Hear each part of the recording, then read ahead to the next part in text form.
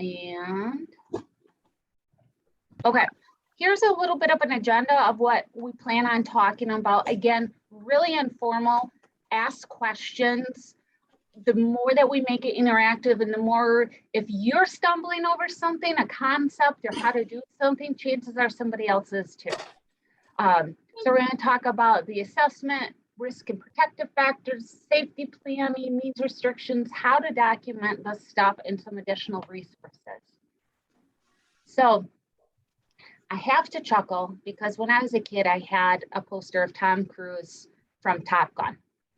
And I loved it because he was my idol and oh, he's such a hunk. And when you get into your 40s, your idols turn into PhDs. And if I could have a poster of Dr. Thomas Joyner, I would, just because just the intelligence. And so he's one of the folks that came up with, it's the interpersonal theory to suicide. So when we're doing suicide assessments, we want to look at, basically he boiled it down to three main things. Thwarted belongingness, so the person does not feel like they belong. Burdensome, and then the capability of suicide. So all of those put together, and then, so capability of suicide, desire for suicide, those are two different things. So when we're looking at the desire for suicide, we're looking at, so does a person, what is their intentions? Do they say that they want to kill themselves? Do they, or are they saying, well, I just don't want to be around anymore? You're wanting to really look at what is their desire for suicide, and then what is their capability? So their capability for suicide is, this is why we're doing safety planning. This is why we're doing needs restrictions. I just needed my coworker Laurel to kind of verbally witness your revoking your consent for Central Park, okay? Can everyone make sure that they're on mute? I don't have the. Amy, you're taking away your consent for Central Park? Okay. Liz, can you mute? All right. Megan, Megan, can you mute yourself?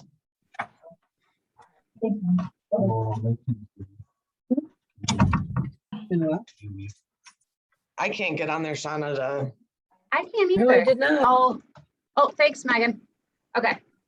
There must be Lori subject stuff. Okay.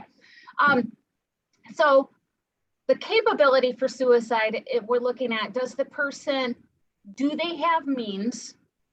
Do they have a plan? And then we look at that desire for suicide, that intent, that now we're tipping that scale towards that person. Now we have a high risk situation. We know we have a lot of folks that say they have the desire for suicide. However, they don't have the capability for suicide. They don't have access to means. They're future oriented. Maybe they're really strongly connected to their religion and say, well, I would never try it because I know that's a sin in my religion. So that is the capacity for suicide. And then, of course, we have the lethal or near lethal suicide attempt. So one of the things that I want to point out in this Venn diagram is I want you guys to look at how small that center is where everything comes into connection. So you've got that thwarted belongingness. I'm alone. I'm trapped. I don't feel connected, supported by anybody. You've got the other really big bubble of I'm a burden. You know, and part of this is flipping the script for the person, because in a sense, when you're in your healthy state of mind, we actually are all burdens to each other, but that's also a positive thing. That's our connectedness with one another. You know, if I have needs from my supervisor, then I'm a burden to Jen because I have to ask her things and take part of her time. However, that's a good relationship because we know, her and I both know that that's a positive burden. When we're talking about suicide, people feel that there's that negative burden. I'm holding you back in your life. I'm stopping you from being the person you are. You have to do everything to take care of me. That's when we're looking at sense of burdensome.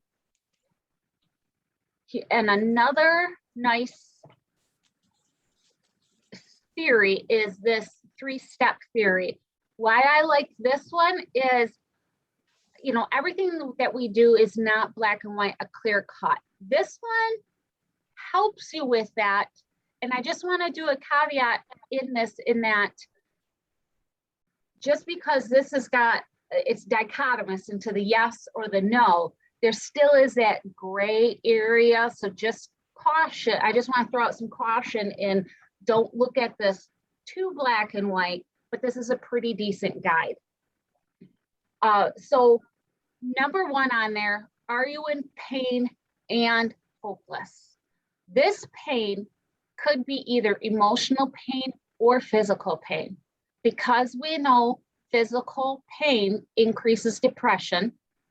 It could also increase hopelessness, because if you think of someone who has a chronic health issue, maybe they have a chronic back pain, and that there's nothing that they can do about it. They've sought as much medical treatment as possible, and the doctor said, well, you just have to live with it. This is where it's at. So with that, there's that hopelessness that this situation is never going to get better. Then of course, the mental anguish, the mental pain, we know how people can really get into a hopeless state with that. So then you want to look at, okay, are they having pain and hopelessness both? Now, is the pain greater than your connectedness? I want you to think of this connectedness, going back to Joyner, the slide just before it, as far as that feeling of belonging, that's the worded belongingness. That's the same thing. You know, like I started earlier, as far as I truly can appreciate when I have bad air quote days, when things are rough, because I know that it's not going to stay that way, because I have experience, because I know things do get better, because I do have hope for the future, because I have a support network. So that's where you're looking at, does this person, is their pain greater than their connectedness? So the more that they are going towards the yes, the more that person is increasing in risk. And then lastly is, are you capable of attempting suicide? So similar to Joyner's, his suicide capability, you're looking at, do they have access? Do they have a plan? Do they have intent to follow through? And another big one, and this really comes a lot from Joyner too, is what is that person's fear level? So have you all known about or heard of as far as how first responders have a very high risk to suicide? Yeah, I got some head nods. Perfect. Thank you. If you think about it, can a fireman run into a burning building and have this intense fear at the same time? The greater their fear level is, the more that's going to prevent them from their job. They have to have a degree of fearlessness, just like with our armed services. They have to have a degree of fearlessness to go into their job, because if they're overcome by fear, they're not going to be able to perform these superhero acts that they do.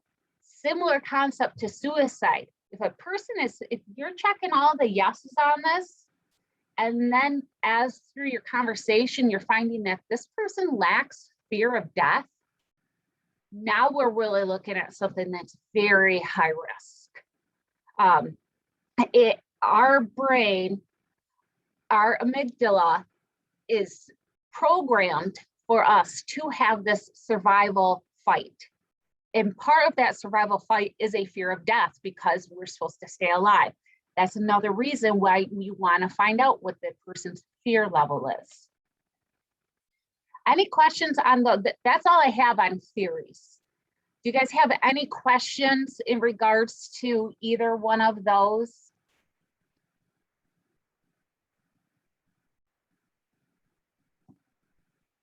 Okay. So now what we want to look at is, you're having a conversation with your consumer, and we will talk a little bit later on how to have some of those conversations, but we want to look at risk and protective factors. And in my mind, whenever I'm talking to somebody, in a sense, it's like I have I have this balance scale, the old fashioned scale you used in science class, and I want to figure out which pile gets heavier. So a brief overview of what a risk factor is and what a protective factor is.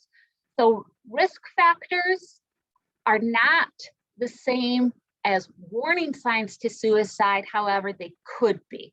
So risk factors are just things that would make it more likely that the person might attempt suicide. So we know statistics research shows us that, especially right now in our society, the turmoil we have, Black and brown individuals are at a higher risk of suicide. That's a perfect example of that the warning sign and a risk factor don't overlap, because not all Black and brown people are at risk of suicide, are suicidal. That's not going to make them more suicidal, but we know that that is a risk factor. Substance use, we know that that's a risk factor because the more someone uses substances increases their suicidality.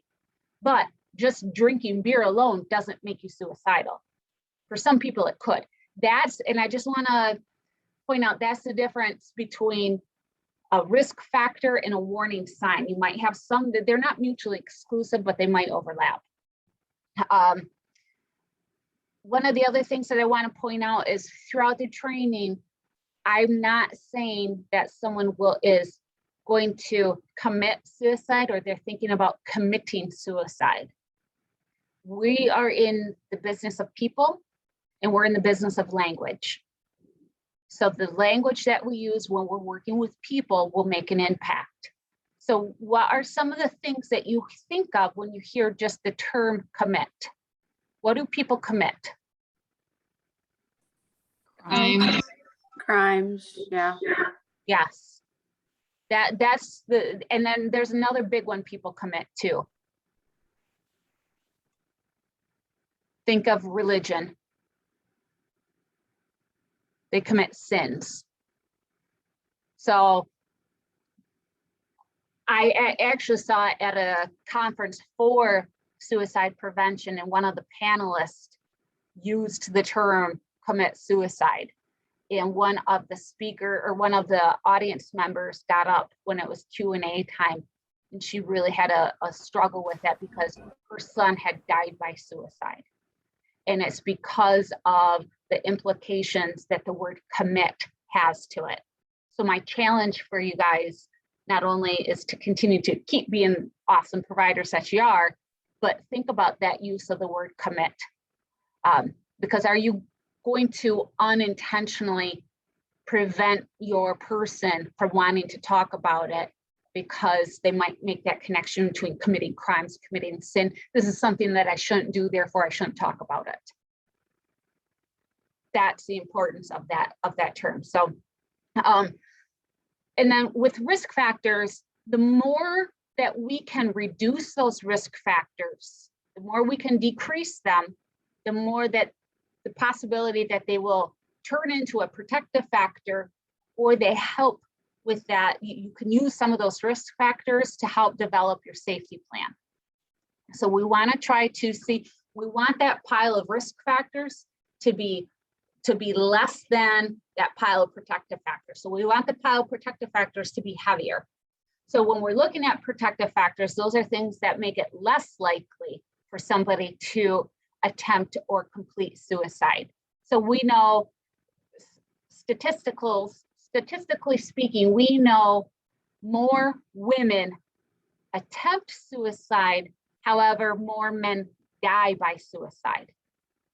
So being a man, or I'm sorry, let me back up. Being a female is actually a protective factor because females don't typically use a high lethality like a gun in their attempt.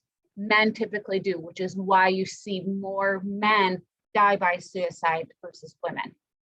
So the protective factors, those are definitely things that we want to build on when we do the safety plan. So when you're assessing for suicide and you're walking through this process with your person, you can't really tell because of the white font, but in bold is hopeless, helpless, and sense of burdensome. Those are I call them the big three. Those are right from Thomas Joyner, his interpersonal theory to suicide. Because I feel as a clinician, we are there to help build hope. We are there to help a person figure out how to not feel helpless, to help show that there is help available. We know that there's certain mental health diagnoses that will put somebody at a higher risk.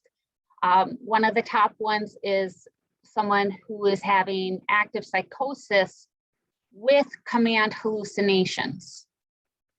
So we have, in a sense, that degree of a higher severity. We know substance use diagnosis tends to drive up that high risk. We know that anorexia is very high risk. So we want to look at to see what type of diagnosis the person has. That will help determine some of your risk factors. You want to assess for lethal means.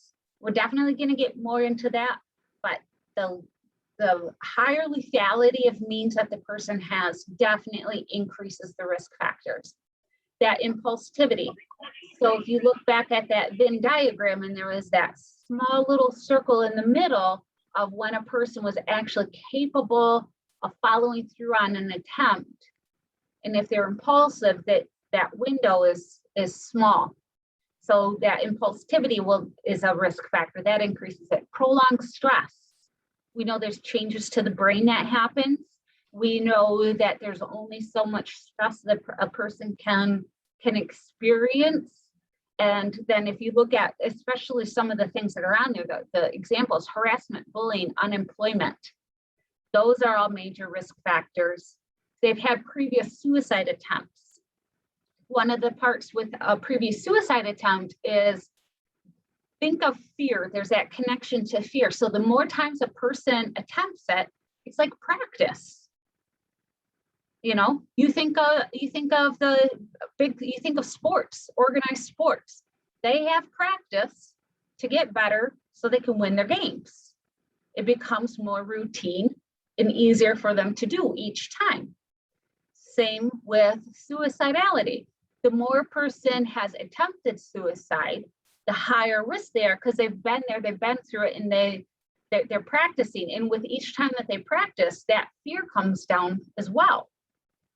A history of hospitalization, misnomer that a person is completely safe after discharge. A person is more at risk of suicide post-discharge from a mental health hospital than prior to admission. If we look at that and think, well, gosh, why would that be? They've missed work. People know that they've missed work. People start asking them questions. There's the stigma around mental health. There's the stigma around suicide. If they are, especially if they're having depression, and then a person gets admitted for depression, how long do antidepressants take to work? Let's take 4 to 6 weeks to become therapeutic, if that's the right one. So typically they start out on an SSRI. If that's not the right one, then they might jump to an SNRI, an NRI, a tricyclic, an MOA. So it could be, who knows how long before a person finally feels better.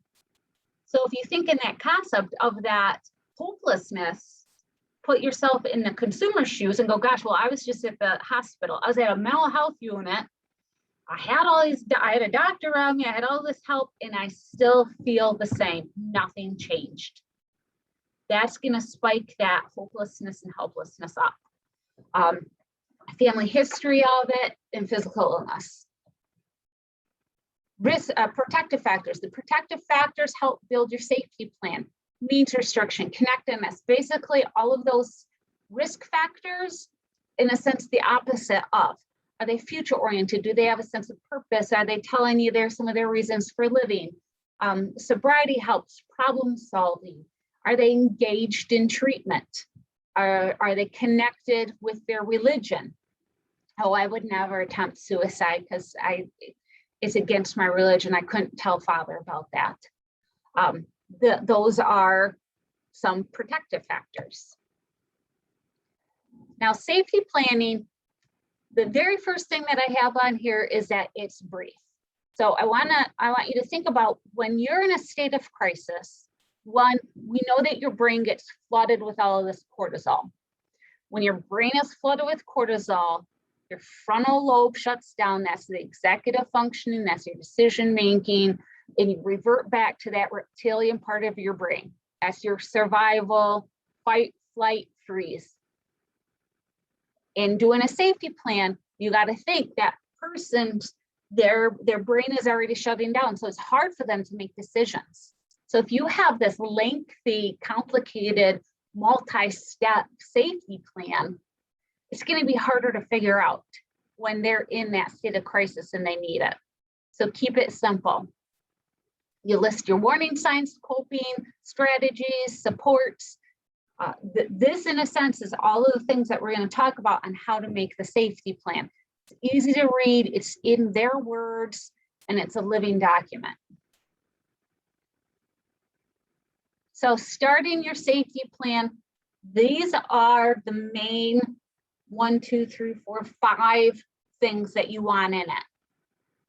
Again, don't overcomplicate it. It's short, sweet, simple. So when we look at warning signs, I can't tell you how many times that I've heard people, I added just a couple of little general phrases that I've heard throughout the years of, but he just snaps. I don't know what the warning signs are. It just happens. I'm fine 1 minute and the next minute I'm not.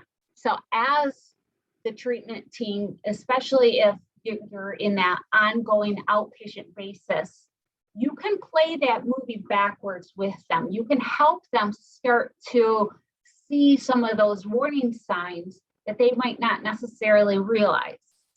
I have lots of handouts. I like to give people information, education. One of the handouts that I have is it's a picture of the body, and it shows all of the changes, the physical changes that happen when a person's anxious. Stomach gets in knots, muscles tighten, palms get sweaty, teeth get clenched. There's been a lot of times, this is where, especially if there's a support person involved, you can say, hey, does your mom, your brother, your sister, your loved one, do they have permission to maybe point out to you if they notice your hands are clenched? Because that could be the warning sign. And as you work with your person, and as you move backwards through the movie from the time that they had the attempt, thinking about the attempt, move backwards, figure out what some of those warning signs are. Was it a certain trigger? Was it a smell? Was it a memory? Was it an image? And then, or was it substance use? I did put in here this part about a harm reduction plan. For some folks, I will say at first, it took me a little bit to wrap my head around it and to embrace it, because what we're saying with a harm reduction plan is you don't have to stop using. How can we help you use safer? So that's, if you're noticing, say, okay, I noticed when you drink whiskey, you get suicidal right away. What happens if you drink beer? I'm not saying that we're encouraging people to drink, by no means, but that is in a sense what the harm reduction plan is how can you, if the person, especially if they're in pre-contemplative stage and they don't think that there's anything wrong, but you're noticing some behaviors that are giving them causing some problems, work on that harm reduction plan. Liz, did you want to add anything else about the warning signs, or does anybody have any questions on warning signs? I would say, like, anyone that's a DBT therapist, I always say, like, talking about warning signs is similar to doing like a chain analysis, or doing anytime you do any kind of chain work in CBT, it's similar to crisis services. So you would ask them prior to the suicide, attempt or prior to you cutting yourself, what was kind of those sequence of events. And that's how you start developing like that relationship and are able to really figure out what are those warning signs so that you can include that in your safety plan and have all those things included in there. But it takes a little bit of time, you know, just as I'm sure anyone that does DBT knows, like the first time you do a chain analysis, it's like 2 parts of the chain. Next time you do it, it's like 10, you know, they keep getting longer and longer and more detail. Yep. Okay. So Liz, did you want to take it from here then for a while? Yeah. Okay. All right, so I'm going to talk a little bit about counseling on lethal means. So to kind of start off, I just wanted to kind of go through like 2 different cases and see what your guys' thoughts are, the differences between the 2 scenarios. So case 1 is a 20-year-old with a drug problem. He moved back in with his parents after his girlfriend broke up with him. When he stopped going to work, his parents contacted a mental health center and urged him to see a counselor. He refused. He called his girlfriend, hoping to get back together, but she wouldn't speak to him. He felt desperate. He went to his father's gun cabinet, removed a loaded gun, and shot himself in the head. He just died within seconds. Case number 2, a 20-year-old with a drug problem moved back in with his parents after his girlfriend broke up with him. When he stopped going to work, his parents contacted a mental health center and urged him to see a counselor. He refused. He called his girlfriend, hoping to get back together, but she wouldn't speak to him. He felt desperate. He went to his father's gun cabinet, but the gun's gone. He found a razor and cut his wrist. His parents found him an hour later and brought him to the hospital where he was treated and agreed to get help. What are the major differences between these 2 scenarios? Means restriction? About Yep. means. The means. Yeah. So the difference between like a lethal mean versus one that's not going to have as much of lethality as a gun would be. I think a lot of times when people talk about, you know, means restrictions, and we're going to go into guns and medications and other things, a lot of times when I first started doing it, a lot of parents or other people would come to me and be like, I don't want to talk to you about gun policy or politics. And I always tell them it's not about politics. It has nothing to do with that. And it's not are guns good or bad issue. It's really what is going to be a lethal mean versus one that this person, you know, goes to the hospital, you know, is able to, you know, get stitches, is able to get discharged, and then maybe is able to learn while being in the ED or the psych unit some coping skills. A lot of stuff can, you know, change in that person's life so that he could make different decisions in the future. And so that's why it's so important, you know, when Shauna talked about some of the major risk factors, this is the major risk factor is if they have the guns in their household. That's going to be the number one thing that you're going to want to talk to people about. And I know it's difficult, especially in our area. I remember, you know, when I first started supervising MST and we talked a lot about safety planning, most of the homes that we were going, the MST therapists were going out to, they had multiple guns in their homes. We were talking about 6 or 7, you know, a couple times, you know, a therapist went in a home and there was a gun that was kind of in a bag on the back of like a door. Because in our area, we have a lot of, you know, people that are in the, you know, rural community that do hunting. You know, a lot of people also have guns for safety reasons. And the third reason is some people just like to go to the gun range and shoot. And so what I want to kind of get, you know, my point across in this discussion is a couple things. Restricting the means does matter. Restricting lethal means does matter. And I want to give a couple of options of, you know, conversations of ways to kind of start that conversation with the families that we serve.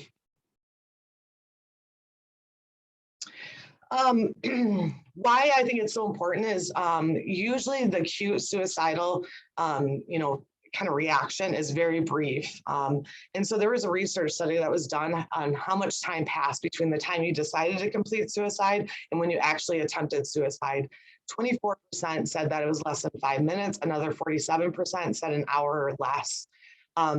That's not meaning that a lot of our folks have a lot of risk factors that are, you know, depression and mental illness and all of those things that, you know, create significant risk factors. What we're talking about is this acute suicidal thinking that happens is very, very brief. And why I bring this up and why it's, you know, a point of discussion is because it's so brief that if that person in that, you know, our time period did not have a gun available to them, most of the time they're going to come across some other coping mechanism or some other skill that they're going to be able to do that's going to prevent them from, dying and getting that gun and harming themselves that way. More than 90% of people who have attempted suicide survive do not ultimately kill themselves. So a lot of other people say, if you restrict one mean, then they're just going to go find another mean. If you restrict guns from the home, they're just going to find knives, or they're just going to find medications, or they're going to find other mechanisms of doing this. What a lot of research has shown to us is that if that first attempt, they do not use a lethal mean, and they live, they're not gonna, the proof shows that they're not gonna find an alternative. They're not gonna find another option. Most of the time, people are, again, able to, reconcile with their significant other. They're able to learn coping skills. They're able to get in connection with a therapist or counselor, or someone else that kind of can assist them in coping in a different mechanism. And so, oh, go ahead. Some of the things that we talk about when we're talking about restriction of means is, does the family or the consumer have a lockbox? If they don't have a lockbox, do they have a car where they could put some of those lethal means in their trunk? Can they change the location for a little bit? Can they remove it and have it go to the aunts, or uncles, or someone else's house? Does a person have a preferred sharp that they use? A lot of our kids that we work with use razor blades. They cut off the razor that they use for, shaving their legs, and they'll cut that part off and use that. I also, when we talk to parents, we always want to do the safety planning away from the children. The reason why we want to do the safety planning and not the entire safety plan, but the restriction of means part of the safety plan away from the children is because we want the parents to be 4 steps ahead of that child. And so I always have a conversation with the parents to say, do you have any guns in the house? Do you have any, mass quantities of medications? Or do you have really sharp, like razor blades that we can remove from the house or put in a lockbox during this time period where your child's not doing very well and is pretty impulsive? Again, we want to do that away from the parents because, as you know, children are very, if they know any of the steps, they will try to find that lockbox. They'll try to break into the lockbox. They'll try to do some of those things. And so that's why we do that section of the safety plan away from the child. We just do it with the parents. The rest of the safety plan, we do want the child to be a part of that because the child's going to be the one that's going to share with their parents. These are my triggers. If I act like this, that means I'm at risk of harming myself or using a different coping skill that's not good for me. And so why we want, them to be a part of all that discussion is that we can learn what those risk factors are. We can learn what those warning signs are so that if parents see that in their child, they can redirect them to do another activity, like have them go for a walk, have them take a bath, or do something else that's really supportive. For our adults that we work with, we're going to want to see if they have a significant other, a friend, family, anyone else in their life that they would be able to connect with so that we can ask them to lock up those means. Medications, there's a couple different options for medications. Walgreens across Michigan have ability to, have people drop off their medications and it goes into a bin and they get destroyed. A lot of our counties have a dump your drugs event that happens on a regular basis where you can go to that event and have people go to that event and take their medications to get them taken away. When I first got trained a long time ago on, medications, one of the things that the instructor did was they had one person and part of the training take a, one of those large, like Costco size bottles of aspirin and asked one person to see how many pills that they could take in less than 10 seconds. And then they gave another person kind of those child-proof, like snap ones where like you kind of have to push the pill out. The one person that had that Costco size bottle was able to, like, they didn't actually do it, but was able to, like, in a, like 5 minutes or less, take down the entire bottle. The person that was popping them out, I think popped out 2 by the time that the other person was able to get that medications in their hands and then kind of fake taking them.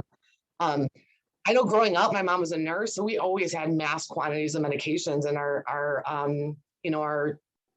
cabinet. And so what I always say is, can you get smaller quantities? If you want to get those large quantities, can you lock them away somewhere else, or have them go to a different household? And then when you need them, just refill your small, bottle of medication. So not having those large quantities there. A lot of different pharmacies do bubble packing, which I think is a really good solution for the consumers that we serve with. So those are two different options that we can look at for medications. There's a couple of medications that we really want to make sure that we're restricting, and that's going to be like the Tylenol, because that's going to really affect someone's organs if they take an overdose of that medication. There's also like a vitamin, and I'll have to send that out. Shauna, do you remember the vitamin that also has significant impact if you take it? I know iron does, because iron can, it's blood clotting. What is it? I'm sorry. Wort. St. John's wort. St. John's wort. It's a different, no, it's like a vitamin like A, B, or C, or D one. I'll figure it out and I'll send it. Sorry, guys, I should have put it in here, but I'll figure it out and send it to you. There's another vitamin that has pretty significant impact that someone takes an overdose of. So I'll send that out. I know iron is one of them too. Yep. You can have vitamin B toxicity. It can be very deadly, but well, I mean, if you take several bottles of vitamin B, it can be very deadly, but I mean, it would take more than probably a day. Like it would be like Tylenol, and it'd ruin, like Tylenol ruins your liver. Yeah. Yeah, so vitamin B and then iron. The other one I'll send out, but there's some medications that just have a huge impact to that person's. They're not going to, most of the time in my experience, they don't die, but they do have to get on a dialysis, and they have other pretty significant medical issues that happen after taking those medications. And so those are some ways that we're going to have that conversation. I think bubble packing, like I said, is the best option, especially for some of our consumers that are on benzodiazepines or on opiates, and they have like an alcohol or drug use issue. You're always going to want to make sure that they have low quantities of that benzodiazepine and opiates, because they're at so much higher risk for overdosing, and sometimes unintentionally overdosing because of the mixture of those three things. So that's also an important population to make sure that you're restricting that. Some other ways that we talk about guns. Originally, when I first started getting training, they always said just restrict the means, meaning just use gun locks. Now there's been more research that says you really want to get that gun removed from the household. That's not always the option, because there's not always a person that's willing to take on those guns. So in those cases, we always first want to talk to the consumer about removing them completely from the household. Second option would be to ask them if they can remove a component off the gun so that it would not fire. Remove the ammunition and not have ammunition around the household. Get trigger locks, cable locks, or other locks that would secure the gun. A lot of people are able to get big gun lockers, making sure that they lock those gun lockers, and then make sure that key is put away in someone's car or somewhere else where that child can't get to it. I know a lot of people that I've talked to, they knew where their parents' gun key was in their dresser. And so you want to make sure that kids are very, they see things all the time. And so you want to make sure that if you're going to use a gun lock or use a cabinet, that key is away, and the children or other person that's at risk at that time do not know where that key is.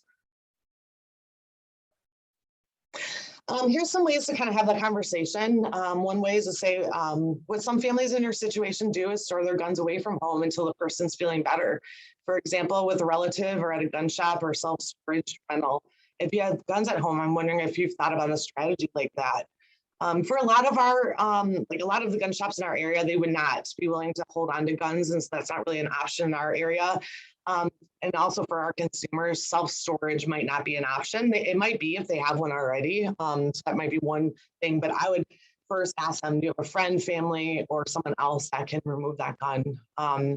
You want to make sure that you're actually talking to the gun owner when devising this plan. So if mom's the one that brings in the consumer and you're talking to mom, but dad's the one that actually owns the gun, you really want to have that conversation with dad, because then that might create a barrier. Mom might go home and say, yeah, they suggested us removing the guns, and dad saying, nope, I'm not going to remove the gun. It's my right to have a gun.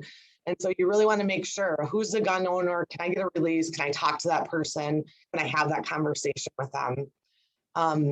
You also want to discuss with the family, what are other like homes that the person spends a lot of time in, especially for children. And so if they're spending every other weekend or every weekend at an aunt's or uncle's house, you also want to have that conversation with them, because you might restrict all the means in their primary household, but then every weekend they're spending at their aunt, uncles, or grandparents, and then they're at risk in those households.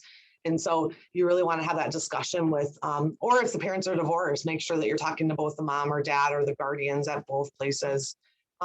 Ask about all the guns. I don't ask about just one, because in my experience, most people have multiple guns. If they own one, most of the time they're going to own close to 4 or 5. And so you want to make sure that you're asking about rifles, guns, anything, again, because you might set up a plan for one of them, but then there's 6 other ones that are in the household. Another strategy is to say, I'm glad to hear you're not feeling suicidal. I do want to mention this though. Sometimes a crisis hits and people who are already struggling suddenly experience strong suicidal feelings. Those feelings often go away in a matter of hours or days, but they can feel overwhelming. If a period like that hits, I want to be sure you make it through safely and call for help. One step would be to store your guns away from the home until you're feeling better. When it comes to suicide, the most lethal method of attempt and death is firearms, and the most common method of attempt, but not death, is medication. So let's start there. I think another thing that a lot of consumers say is, I can't restrict everything in my home because I have a lot of options. And so in those conversations, I talk about what is the most lethal means in your household. And so again, you're going to always start off with guns. You're going to make sure that's going to be the number one priority that you're going to have. And then you're going to talk about medications. And then from there, you can talk about razors or very sharp knives. In really young children, the suicide attempt is curtain strings. And so that's another thing that I always talk to parents about. If they have a child that's younger than 16, they use those curtain things. And so that would be another method that I would talk when talking to parents that have the younger ones.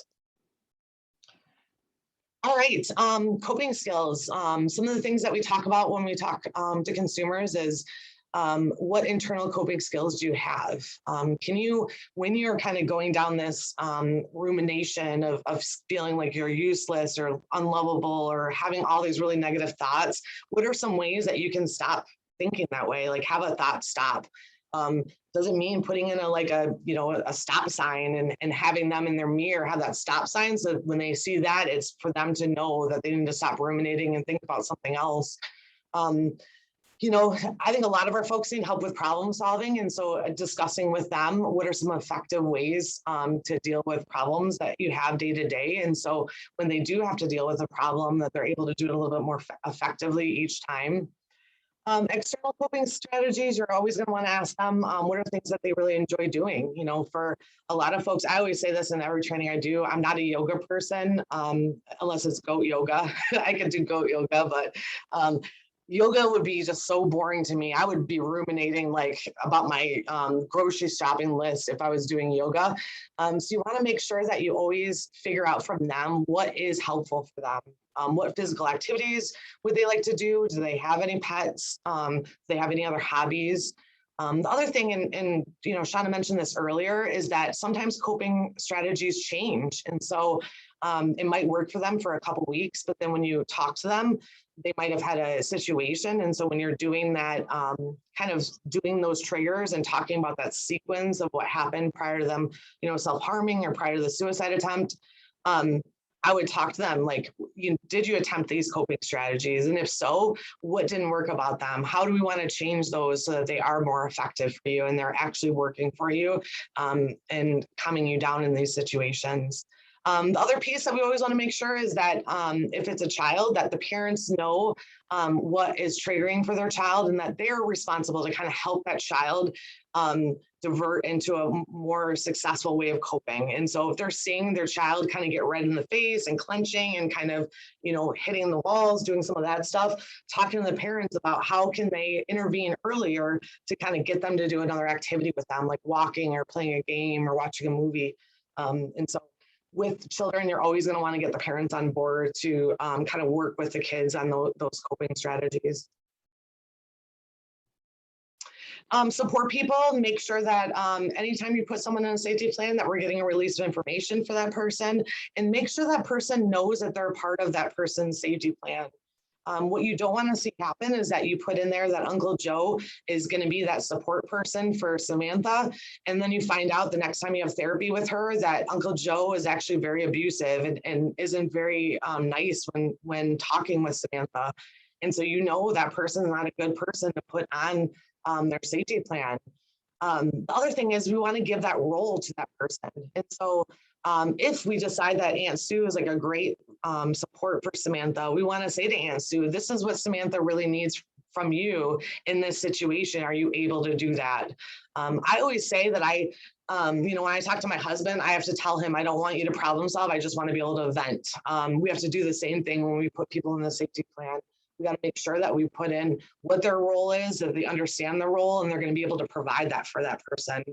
There's some support people in folks' life that are not good supports. And so maybe you would have them on a different list to provide support in another way, financial support, or do something different, but not put them on their safety plan.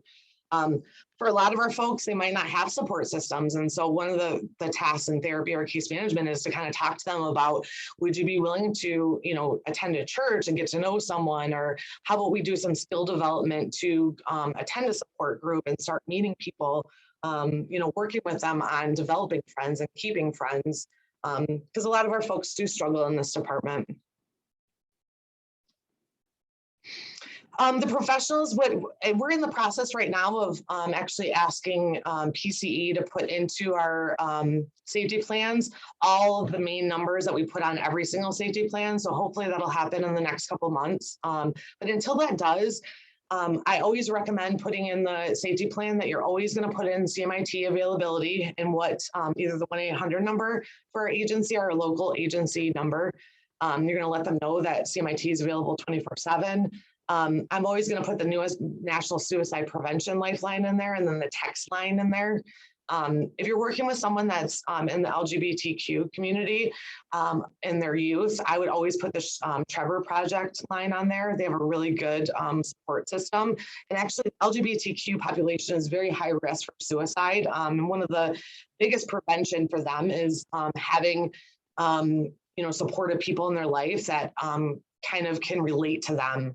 The main reason why they're so much higher risk is because of that rejection from significant others. And so for that population, I always recommend working with them in a session with them and have them, you guys together, actually go online and go through the Trevor Project website and show them that there's a forum that they can meet friends in. There's a phone number that they can call and get support on if they're going through a crisis. So I'm always going to give them that line also. Documentation, you're always going to want to make sure that you're providing documentation for all the steps of the process. And so one of the things that we learned a long time ago too is that actually means restriction and safety planning the day of the crisis is not effective. It's always going to be that follow-up session or that follow-up phone call that's going to be more successful for them. As you guys probably remember, if you've ever been in the emergency department, you don't remember anything that the doctor tells you because you're in that kind of fight-flight mode where you just can't comprehend stuff because you're in like a crisis situation. And so typically that's why you get discharge paperwork, because the next day you wake up and you said, what happened in the ED yesterday? And you're able to kind of read through all the discharge instructions, like on your follow-up appointments, who to call, what medications you were prescribed, all that kind of stuff. In this same situation, you're always going to want to make sure that the person has a copy of their safety plan and that they put it at a place that they're able to go to quickly. We never want them to have a safety plan that's not going to work for them. If we have someone that always kind of has crises in the community, we would never want them to post their safety plan at their house. We would want to make sure that they put it in their car, that they had a smaller option to put in their wallet, and so that they could go to that and be able to use that very quickly. And so when you're developing that safety plan and kind of talking about means restriction, you're always going to want to make sure that you're documenting. You're going to put a timeline in there of when that person's going to remove the items. Why you put a timeline is because typically if a person's going to commit they're going to commit more if you give that timeline and you give them that date range. They're going to say, yes, I'm going to do this. And then the next time that you talk to them, they'll be able to let you know what happened if they weren't able to do it. You're always going to do a follow-up. Like I said, if you do a safety plan and part of that is means restriction, you're always going to call the next day and talk to them and talk to the person that you have a release for that actually is the one that's going to hold on to the guns or other lethal means. You want to make sure that you document every single step of that process. Again, you want to make sure that everyone's on board with all the steps in the safety plan and they know what their role is. You're going to continue to assess for suicide risk on a regular basis. And so for some people, they might say, you know, the next time that you talk to them that, oh, you know, I'm not suicidal anymore. I don't want to talk about any of this stuff. It's very important that you kind of push through and say, it's very important for us to talk about means restriction. Right now, you might not be currently suicidal, but if something happened in your life, that may change quickly. You know, they might have a breakup, they might get a call from a family member where they get in a fight. And so that status could change quickly. And so you want to make sure that you do that means restriction and follow up and make sure it actually happened. I always encourage close supervision. And so when a person's in that crisis, I'm going to talk to family and see, can you give eyes on supervision for a period of time? Are you able to be there if that person's experiencing additional or have additional needs and kind of be able to assist them with that? One piece I wanted to add in about the documentation. So if your consumer was hospitalized and that they were hospitalized because a gun was involved, crisis is not going to be doing means restriction with the gun at that point because the person is being admitted into the mental health unit. Always make sure to look through the emergency screen to see why the person was admitted. If they did indicate a specific means, especially a gun, and document that that was addressed and you are doing so, because sometimes you've got to do the means restriction part post-discharge if they went in. Crisis is going to do means restriction if they're diverted. But means restriction, you'll want to make sure that you capture that in your documentation post-discharge. That's a good point. The other point too is if someone is also reporting you know, thoughts of harm towards other people, that's another piece too, is that we really need to be assessing at time of discharge to see if we need to do a duty warrant also. Yeah. I have a question about that. Yeah. So my question, so if we're asking them after they've been hospitalized, say they did try to die by suicide with gun, so they're in the hospital, they get discharged, we see them a couple of days after their discharge or the same day as discharge, they've already gone home. You know what I mean? Like, how do we address that? So the psych unit should be having that conversation, and prior to someone discharging from the unit, they're gonna make sure that they're doing a Columbia. I mean, Michigan right now is doing a Columbia, and so is Spectrum, and so they're not going to be at that very high moderate risk if they're leaving the unit. What Sean is saying though is that they might not be able to do all of the steps, and so when a person's leaving the hospital, as a case holder, that's the first thing that I would talk to them about is I talk to them about three things. I would say, you know, you just were in the hospital and it looks like you had a suicide attempt by this means. Can we talk about means restriction? Were you able to get Aunt Sue to take your guns?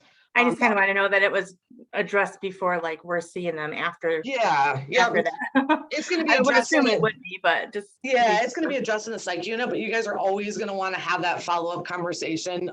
Even so, the other piece too is you're going to want to make sure that they got their medications. Were they able to get their medications? Did they get them filled? Do they know when to take their medications? Are there any medications that they're on that may need to be restricted? Because they might be at risk. If they went in for an overdose, can, you know, their family member or someone kind of hold on to the bulk of the medications and they only get like a week's worth at a time or a couple days at a time. Yeah. Thank you. Yeah, we always talk about living document. This is not a one and done. You just don't do a safety plan and then that's done and that's it. You're always going to talk to them about what's working for them or what's not. I always hear from people, the safety plan didn't work. I'm not going to do it. It's not effective. And I don't like hearing that. I'd rather change the conversation with consumers to say, what part of the safety plan didn't work? So let's go through it. And you talked about these being your coping skills.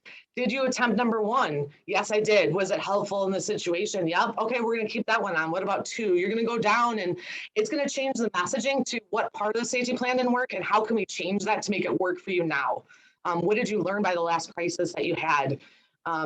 We talked earlier about a chain analysis or kind of looking at the triggers of what happened prior to them overdosing or cutting themselves or doing that stuff.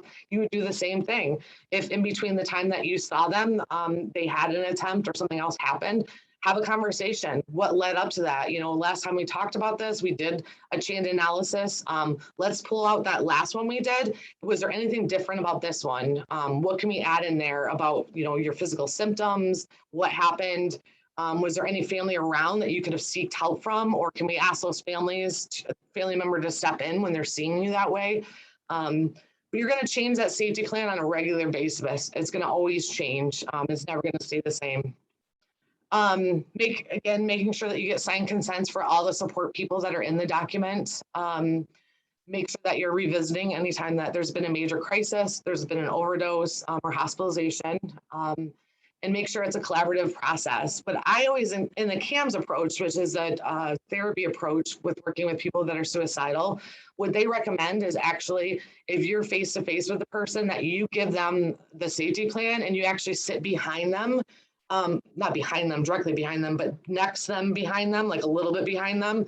And it's strategic because they want the person to take the lead role in actually devising the safety plan for themselves. And so they actually have that person complete the safety plan. They have them write it all out. And then that's how it's done. Another piece is that, when you first do a safety plan, they're not going to fill out the entire thing. There's not going to be 5 things in every single part, and that's okay. Most people, when you first talk to them, they might have 2 things that they can put in the safety plan. That's going to evolve as you continue to work with them on that, and that's okay. It's okay to have just a couple things. The professional phone numbers are always going to stay the same too, so that's why we're going to add that in the PCE. For the other ones, it's okay at a starting point, just have 1 or 2. But you're going to want them to take the lead on that. You're going to want them to indicate who's helpful for them, what coping skills are helpful. You can give them suggestions. Marcia Linehan has really great documents on Behavioral Tech's website where you can actually have them, complete a questionnaire on reasons for living, on reasons for dying, and you can use those things to put into their safety plan of what are their reasons for living. What makes them happy. How can you include that in the safety plan?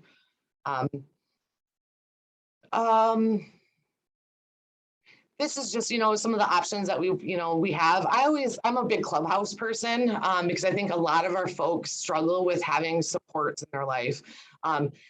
If they're appropriate, I'm always going to say, have them go to the Clubhouse, check it out so that they can make connections with people in the community because we want them to have supports. And so I'm a club, like I said, Clubhouse is always going to be the number 1 for me because that's something that they can do during the day, and it's a healthy way for them to connect and start getting skills and doing really good integration in the community. As you guys know, there's a lot of different services at CMH. I'm not going to go into all of them. Someone has to leave. That's okay. Yeah, we're at the top of the hour. Yep. If people have to leave, feel free to go sign off. Yeah. Yeah, I think that you can skip this one. This is more for another. Here's some other resources. I already mentioned Trevor Project. Another one is Veterans Crisis Line and Military Crisis Line. If you have a veteran that you're working with, I always recommend giving them that Veterans Crisis Line because they're going to connect with a lot of times people that have been in the military. And so if you have a shared experience with someone, they're going to really benefit from that, similar to the Trevor Project. I also include on here, SPRC website is a great website. If you ever need resource options or any kind of evidence-based practices around that. Similar to the American Association for Suicidality, that's another great resource.